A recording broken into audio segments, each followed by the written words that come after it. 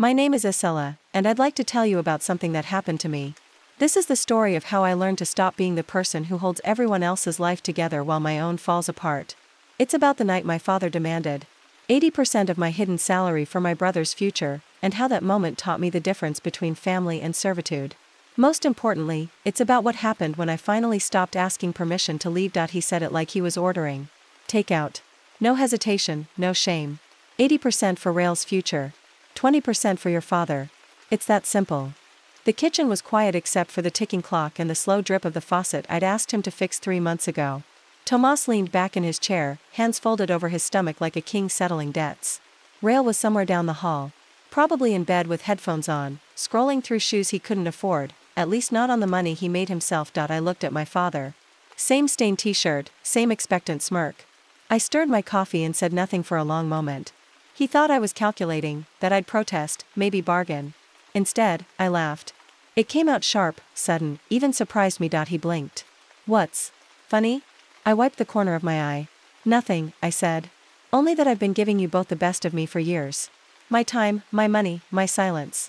And now you think you can divide me like a grocery list. Tomas sat up. We're family.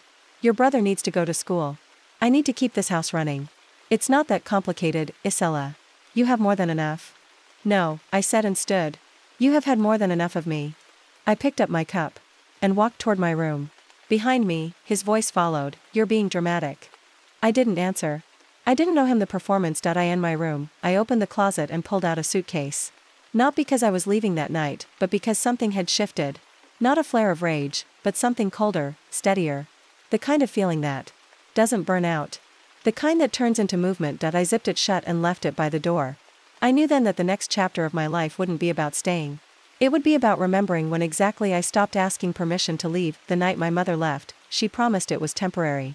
She stood by the front door with a rolling suitcase, hair pulled tight, voice even tighter. Just for a few months, Mija. I'll send money. We'll get ahead. She kissed my cheek like it was a favor and not a goodbye. I was 14. Rail was 9. Tomas didn't even walk her out, just stayed on the couch flipping channels like none of it mattered. A few months became a year, then 5. Then we stopped marking the calendar. By the time I was 16, I knew how to cook Rail's favorite breakfast, fill out his school forms, check for fevers, and keep the lights from being shut off. Tomas would call it stepping up, but it felt more like getting dragged forward while everyone else stepped back. He stopped working not long after Mom left. Said his back hurt. Then it was his knees. Then it was, why should I bust my ass when your mother sends money? Eventually, even the remittances slowed, and still he didn't move. At 18, I got a job folding clothes at a department store. First paycheck, Tomas held out his hand and said, We're a team here. I gave it over. Rent, groceries, cable, beer, whatever.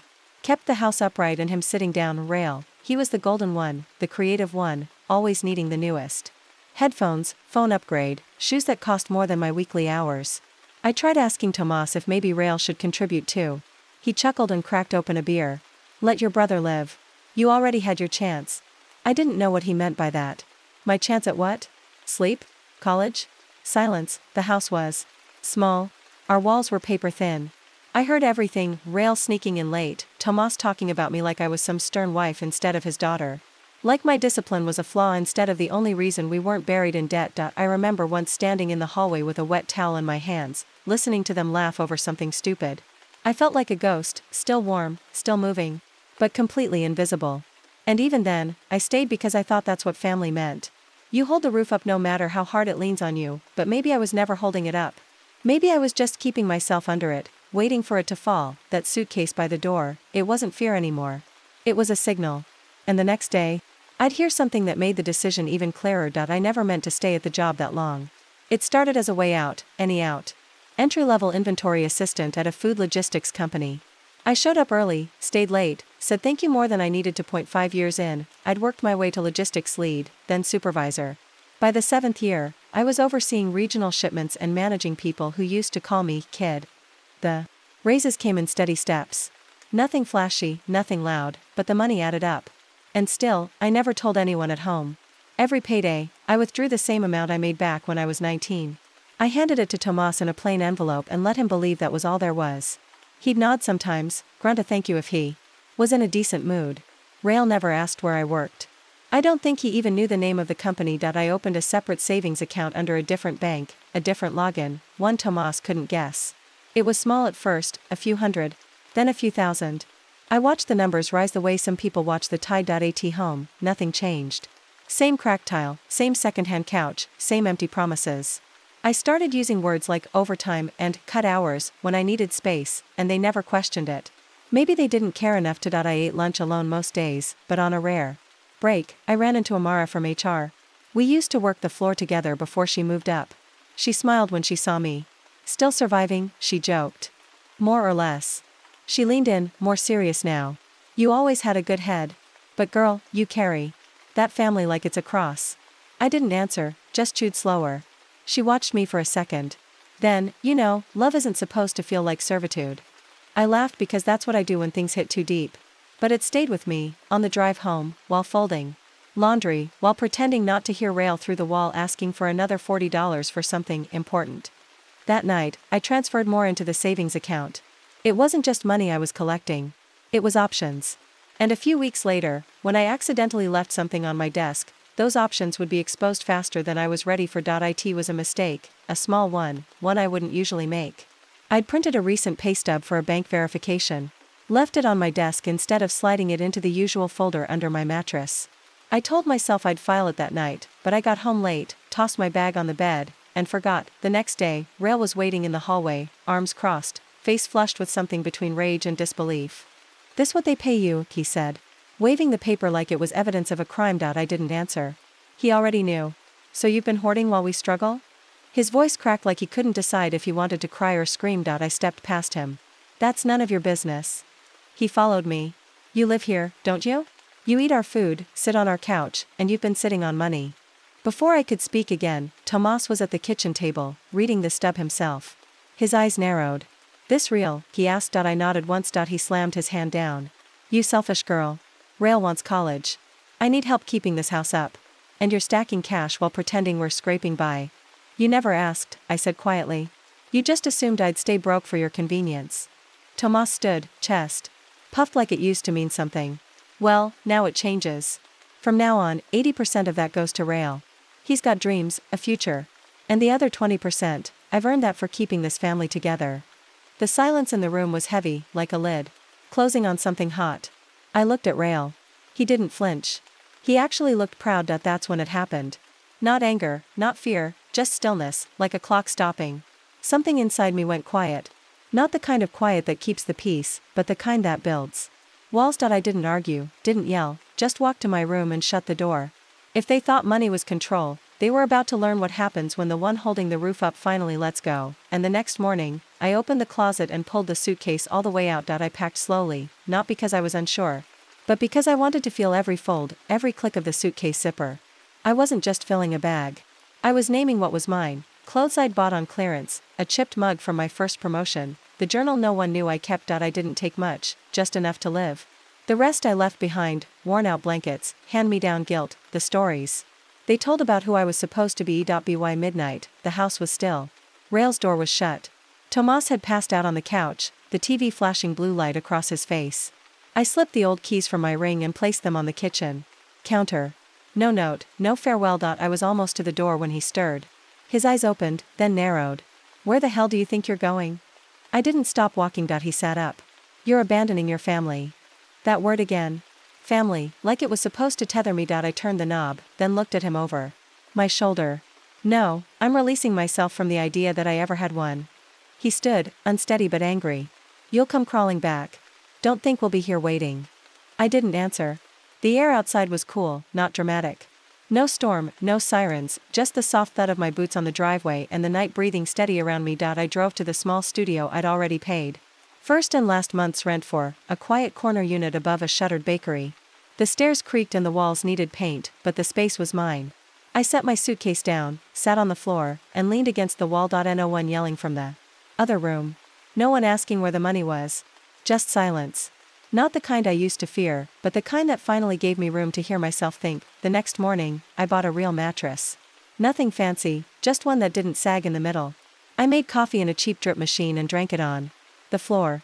It tasted like something I hadn't known I missed. That night, for the first time in years, I slept without waking once, and 3 months later, when the phone rang close to midnight, I almost didn't answer. It was 11:04 p.m. I was brushing my teeth, half listening to an old playlist humming from the corner speaker when the phone rang. Unknown number, but something about the timing told me exactly who it was. I let it go to voicemail. Then it rang again. I answered on the third call. Isella? Rail's voice was tight, desperate. Please don't hang up. I didn't say anything. We're getting evicted, he rushed. The notice is final. They're coming Monday. We thought we had more time, but, his voice cracked. We don't have anywhere to go. I sat down on the edge of my bed, towel still around my neck. Please, he said again. You have money. Just help us cover this month. After that, we'll figure it out. A pause. Then another voice grabbed the phone. Tomas, you think you can just walk out and leave us to drown? His voice was full of the same fire he used when I was late with dinner or didn't fold the towels the way he liked. We gave you a home, a roof, a family. You owe us. I almost laughed. Not because it was funny, but because the lie was so worn down, it couldn't hold its shape anymore. I bought the food, I said. I paid the bills. That roof, it stayed up because I kept handing you my paycheck and shutting my mouth. He tried to cut in, but I kept going. You gave me silence. You gave me shame. You gave me 100 reasons to leave and not one to come back. There was a beat of stunned quiet. You're not like this, Rail whispered in the background. You've always been the one who held it together. Exactly, I said. I held it. Now you learn what happens when I let go. And then I hung up. The silence afterward didn't feel cruel. It felt earned. 2 weeks later, another call came, this time from Texas. I didn't recognize the number until I heard her voice. The voice was older than I remembered, slower but still sharp around the edges. Like time had softened her but not changed her. Isella, she said. It's your mother. I didn't say anything, she sighed. I heard what happened. Tomas and Rail, they told me. How could you leave them like that? My jaw clenched. You want to know how? Don't get defensive, she cut in. I'm trying to understand. They're your family. No, I said. They were your family. I was the fill-in, the backup plan when you left and never came back.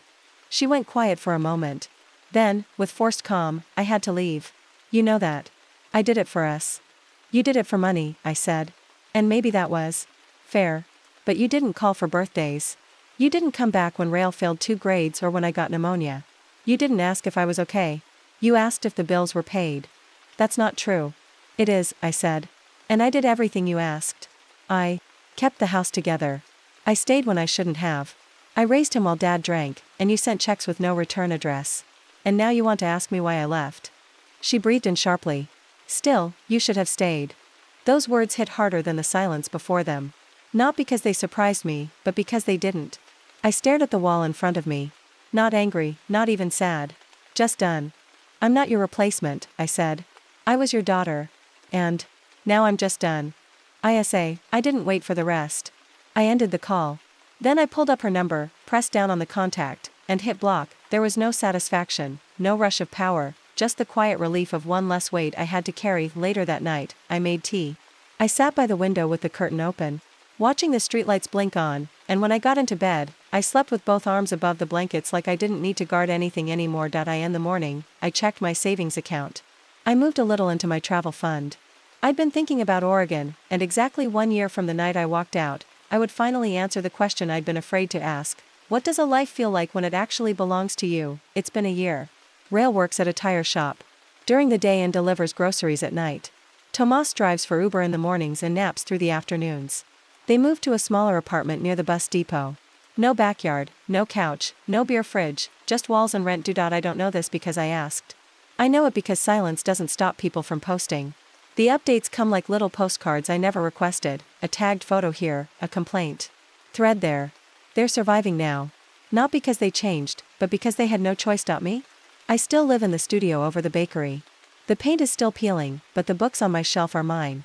So are the mornings, slow and soft, filled with lavender tea and sun spilling through the curtain. I added more plants. They don't talk back. They don't demand anything. They just grow when I water them. On Sundays, I walk to the farmer's market, pick out vegetables I don't always know how to cook, and eat breakfast alone without explaining why that's enough. I don't go home for holidays. I don't send updates. I don't call. Some people might say that's cold, but I think it's just accurate. Sometimes I journal. Not every day, but when the silence feels big and full instead of empty, I write little truths that I never got to say out loud. Like this one, they say peace is forgiveness. But I think it's just not having to explain yourself anymore. I reread that line last night and I realized something. They never really loved me. They loved the version of me who gave until it hurt, who didn't say no, who filled the gaps without being asked, but I'm not that girl anymore. Now I say no. Now I leave. Now I live without shrinking, and that version of me? She's not waiting to be understood. She's waiting for the next chapter.